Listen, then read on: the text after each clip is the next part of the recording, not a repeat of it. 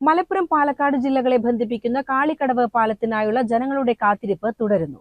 പാലം യാഥാർത്ഥ്യമാക്കാൻ ജനപ്രതിനിധികളും നാട്ടുകാരും ചെയ്യാവുന്നതെല്ലാം പൂർത്തിയാക്കി കാത്തിരിപ്പ് തുടങ്ങിയിട്ട് ഏറെയായി.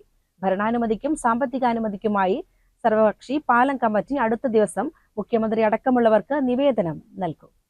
പൊതുമരാമത്ത് വകുപ്പ് പാലം വിഭാഗം അപ്രോച്ച് റോഡ് ഉൾപ്പെടെയുള്ള പാലം പ്രോജക്ടിന് 17 കോടി രൂപയുടെ DPR തയ്യാറാക്കി സർക്കാരിന് സമർപ്പിച്ചിട്ട് ഏറെ കാലമായി. കഴിഞ്ഞ സംസ്ഥാന ബജറ്റിൽ 25 കോടി രൂപ അടങ്കൽ തുകയും ടോക്കൺ മണിയും നീക്കിവച്ച കാളിക്കടവ് പാലം പദ്ധതിക്ക് ഭരണാനുമതിയും കിഫ്ബിയിൽ ഉൾപ്പെടുത്തി സാമ്പത്തിക അനുമതിയും സർക്കാരിന്റെ പ്രത്യേക അനുമതിയും എത്രയും പെട്ടെന്ന് ലഭ്യമാക്കണം. ഇതിനായി സർവകക്ഷി പാലം കമ്മിറ്റി മുഖ്യമന്ത്രി, ധനകാര്യ വകുപ്പ് മന്ത്രി, പൊതുമരാമത്ത് വകുപ്പ് മന്ത്രി എന്നിവർക്ക് അടുത്ത ദിവസം നിവേദനം നൽകും.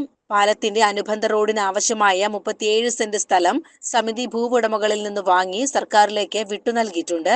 സ്ഥലം ഏറ്റെടുക്കുന്നതിന് ഗ്രാമപഞ്ചായത്തും ബ്ലോക്ക് പഞ്ചായത്തും 5 ലക്ഷം രൂപ വീതം അനുവദിച്ചു. ശേഷിക്കുന്ന തുക കർമ്മസമിതി നാട്ടുകാരിൽ നിന്ന് പിരിച്ചെടുത്താണ് സ്വരൂപിച്ചത്. പാലക്കാട് കോഴിക്കോട് ദേശീയപാതയിൽ നിന്ന് കരിങ്കല്ലത്താണി ആലിപ്പറമ്പ് പാതയെയും പെരിന്തൽമണ്ണ ചെറുപ്പുളശ്ശേരി സംസ്ഥാന പാതയിലെ കാറൽമണ്ണയെയും ബന്ധിപ്പിക്കുന്നതാണ് കാളിക്കടവ് പാലം. സ്വപ്ന പദ്ധതി യാഥാർത്ഥ്യമായാൽ അലനല്ലൂർ, വെട്ടത്തൂർ, കരിങ്കല്ലത്താണി ഭാഗത്ത് നിന്ന് ചെറുപ്പുളശ്ശേരി, ഒറ്റപ്പാലം, ഷൊർണൂർ ഭാഗങ്ങളിലേക്ക് എളുപ്പമാകും. തൂതപ്പുഴയുടെ ഇരുകരകളെയും 150 മീറ്റർ നീളത്തിൽ ബന്ധിപ്പിക്കുന്ന പാലത്തിന് 6 തൂണും ഇരുവശങ്ങളിലും 1 മീറ്റർ വീതിയിൽ നടപ്പാതയും 180 മീറ്റർ ദൈർഘ്യമുള്ള അപ്രോച്ച് റോഡും ഉണ്ടാകും. CCN ചെർപ്പുളശ്ശേരി.